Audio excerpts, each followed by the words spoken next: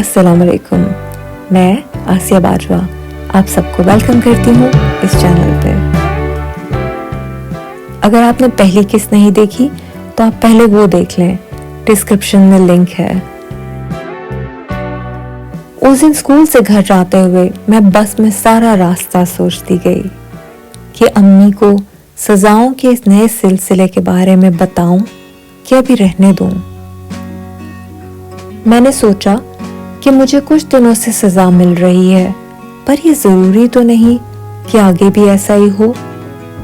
मैंने घर जाकर खूब पढ़ाई की। मुझे अफसोस होने लगा कि मैंने पहले कभी इतनी पढ़ाई क्यों नहीं की। पहले ही पढ़ लेती तो ये दिन ना देखने को मिलते।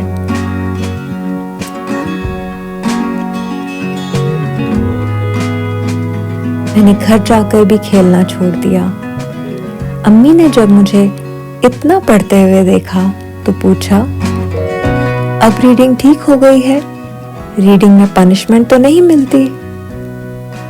मैंने कहा, नहीं, रीडिंग में अब पनिशमेंट नहीं मिलती। अम्मी ने पूछा, किसी लड़की को भी रीडिंग में सजा नहीं मिलती? मैंने कहा, नहीं। अम्मी ने अल्लाह का शुक्र किया। मैंने सोचा, मेरी अम्मी कितनी रहमदिल है, इनको सिर्फ मेरा ही नहीं बाकी लड़कियों का खड़ा रहना भी बुरा लगा।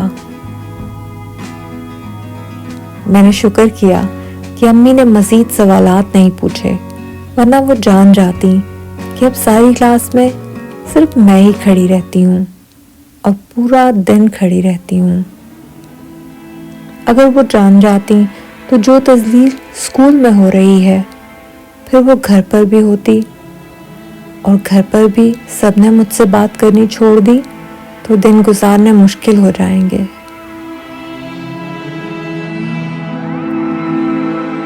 अगले दिन मैं स्कूल गई तो टीचर ने मामूल के मुताबिक आते साथ ही मुझसे किसी लफ्ज का मतलब पूछा जो हमारी क्लास के लेवल से ऊपर का लफ्ज था। मेरा जवाब गलत हुआ। वो अपना सर नफी में हिलाते हुए मुंह में कुछ बुड़बुड़ाई और मुझसे कहा, अब मैं सारा हफ्ता खड़ी रहूं। अगर मैं किसी भी टीचर की क्लास में बैठी तो वो मुझे छोड़ेंगी नहीं। मेरा मूड सख्त खराब हो गया। मुझे ये बहुत नाइंसाफी लगी। उसके बाद टीचर जब ब्लैक बोर्ड पर कुछ लिखने लगे तो उनकी बेटी ने मुड़कर मेरी तरफ देखना शुरू कर दिया। सारी क्लास के बैठे हुए मुझे खड़े रहना पहले ही अजीब लगता था, ऐसे में वो मेरी तरफ देखती जा रही थी। अपनी अम्मी के मुड़ने से पहले वो पलट जाती, फिर उसकी अम्मी बोर्ड पर कुछ लिखने लगती तो वो मेरी तरफ देखना शुरू कर देती। मैं समझ नहीं पा रही थी ये दोनों माँ बेटी मुझसे क्या चाहती हैं। मैंने गुस्से से उनकी बेटी की तरफ देखा। वो फौरन ही शर्मिंदा होकर पलट गई। मैंने शुक्र किया। पूरा दिन मेरा हैरत में गुजरा। कुछ समझ नहीं आया कि क्लास में क्या पढ़ाया जा रहा है। हर टीचर की क्लास में खड़ी रही और फिर से बताया कि मुझे बैठने पर डांट पड़ेगी, इसलिए मुझे बैठने को मत कहें। और लड़कियों ने तफसील बतानी जरूरी समझते हुए बताया कि टीचर इसको पूरा हफ्ता खड़े रहने की सजा मिली है। हर टीचर का हैरत से मुंह खुला रह गया। इतनी सख्त सजा, वो किस बात पे? एक लफ्ज का मतलब ना आने पर, लड़कियों ने बताया। उस दिन घर जाकर मैंने अम्मी को एक एक बात बताई। अम्मी ने कहा, वो तुम्हें नालायक क्यों समझ रही हैं? तुम नालायक हो ही नहीं। मैंने अम्मी से कहा, मैं बहुत नालायक हूँ, आपको नहीं पता। मैं किताबों में ज्यादातर तस्वीरें ही देखती रहती थी। जब आप मुझे पढ़ाती थी मैं अक्सर आपके हाथ की तरफ ही देखती रहती थी। अम्मी ने कहा, तुम छोटी थी, बच्चे ऐसे ही करते हैं। अगर तुम नालायक थी तो तुम्हारे नंबर कैसे अच्छे आते थे? मैंने कहा, नंबर अच्छे इसलिए आते थे क्योंकि वो टीचर्स मुझे पसंद करती थी। अम्मी ने कहा, पर तुम तो कहती थी ये टीचर तुम्हें पसंद करती हैं। मैंने कहा, हाँ, ये टीचर मुझे पहले से पसंद करती हैं, पर जिस वजह से पसंद करती हैं वो काम अभी हो नहीं रहा। अम्मी ने हैरत से पूछा, वो कौन सा काम है? میں نے کہا پرنسپل جب آ کے تیز تیز سوال پوچھتی ہیں اور میں جواب دیتی ہوں اس کی وجہ سے۔ اب پرنسپل ان کی کلاس میں کبھی آئی ہی نہیں۔ کوئی ٹیچر چھٹی کرے تو پرنسپل ان کی کلاس میں آ جاتی ہیں، تو اب میں کیا کروں؟ ان کو کیسے یاد دلاؤں؟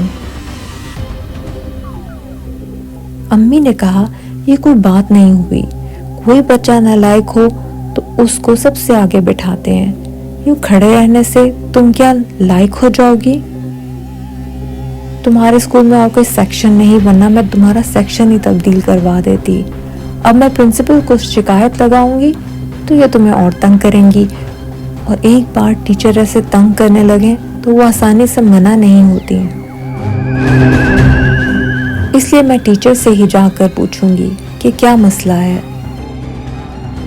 میں نے کہا نہیں، آپ ٹیچر کو کچھ نہ کہیں، وہ مجھے ہی ڈانٹیں گی، آپ دعا کریں پرنسپل ہی کلاس میں آ جائیں، سارا مسئلہ ہی حل ہو جائے گا۔ پلیز امی ٹیچر سے کچھ مت کہنا، وہ اور سختی کریں گی، پہلے ہی میں تھک جاتی ہوں پورا دن کھڑی رہ کر۔ امی نے کہا ٹھیک ہے، میں ٹیچر سے کچھ نہیں کہوں گی، تم مجھے ایک بار ان کو جا کر اپنی شکل دکھانے دو، میں پوچھوں گی کہ سب ٹھیک جا رہا ہے، پھر اگر انہوں نے خود کوئی بات شروع کی تبھی میں بات کروں گی۔ میں نے کہا ٹھیک ہے، اب آپ مجھے پڑھائیں۔ امی نے کہا ٹھیک ہے، پر تم کچھ دیر کھیلا بھی کرو، بچوں کے لیے کھیل کود بھی ضروری ہوتی ہے۔ اس کے بعد امی نے مجھے پڑھایا اور میں نے کچھ دیر کھیلا بھی۔ شام کو امی میٹھے ٹوسٹ بنا کے لے آئیں۔ ایسا لگا وہ پورا دن اسی بات کے بارے میں سوچتی رہی ہیں۔ کچن سے کمرے میں آتے ہوئے امی نے کہا آسیہ کہیں وہ ٹیچر حسد تو نہیں کر رہی نا؟ امی نے کہا تم کہتی تھی وہ اپنی بیٹی کو تمہارے جیسا بنانا چاہتی ہیں۔ مجھے امی کی بات پہ ہنسی آئی۔ ایک ہی بار ان ٹیچر نے میری تعریف کی تھی اور امی تب اتنی خوشی کی بات پہ خوش ہونے کے بجائے الٹا پریشان ہو گئی تھیں۔ میں نے امی سے کہا وہ بہت پرانی بات ہے، اب تو وہ مجھے بہت نالائق سمجھتی ہیں، ان کی اپنی بیٹی بہت لائق ہے، اس کے مقابلے میں ان کو نالائق لگتی ہوں۔ امی نے کہا یہ کوئی بات نہیں۔ امی کچھ سوچنے لگیں، لیکن پرنسپل کے آنے پہ جو مقابلہ ہوتا ہے اس مقابلے میں ان کی بیٹی کیسی ہے؟ میں نے کہا اس مقابلے میں میں بہتر ہوں، لیکن وہ اس بات سے حسد کیوں کریں گی؟ اور میرے لیے تو صرف کلاس میں کلیپنگ ہوتی ہے، ان کی بیٹی تو میتھس کا مقابلہ جیتتی ہے جو سارے اسکول کے سامنے ہوتا ہے۔ پرنسپل نے کارڈز پر بڑے بڑے نمبرز لکھے ہوتے ہیں، ان کو سیکنڈز میں کبھی ملٹیپلائی کبھی ڈیوائڈ کر کے جواب دینا ہوتا ہے۔ سارا اسکول آؤٹ ہو جاتا ہے، بس ان کی بیٹی رہ جاتی ہے اور سارا اسکول اس کے لیے کلیپنگ کرتا ہے۔ امی پھر کچھ سوچنے لگیں اور بولی ہاں مگر اس مقابلے میں تم آگے نکل جاتی ہو۔ امی سے کیا فرق پڑتا ہے، ان کی بیٹی ہر اعتبار سے مجھ سے بہتر ہے، وہ تو دکھنے میں بھی مجھ سے بہتر ہے، وہ مجھ سے حسد کیوں کریں گی؟ امی نے کہا اچھا پھر ٹھیک ہے، مجھے بل جمع کروانے ہیں، گوشت لانا ہے، 1-2 دن میں اسکول کا چکر لگاؤں گی، یا کہتی ہو تو کل ہی آ جاتی ہوں، باقی کام بعد میں کر لوں گی۔ میں نے کہا نہیں امی آپ پہلے کام کر لیں، کوئی مسئلہ نہیں ہے۔ اگلے دن جب میں اسکول گئی تو اسلامیات کی ٹیچر نے کہا آپ کو روز سزا ملتی ہے، آپ جیسے بچے کو تو سزا نہیں ملنی چاہیے، آپ تو اتنی اچھی اسٹوڈنٹ ہیں، ہوم ورک بھی ہمیشہ کیا ہوتا ہے، ٹیسٹ بھی ٹھیک ہوتا ہے، کلاس میں بھی کبھی شور نہیں کیا، پلیز میری کلاس میں نہ کھڑی رہا کریں، میرا دھیان آپ کی طرف ہی رہتا ہے، بہت ڈسٹربنس ہوتی ہے۔ میں ٹیچر کی باتوں پہ خاموش رہی اور بیٹھ گئی۔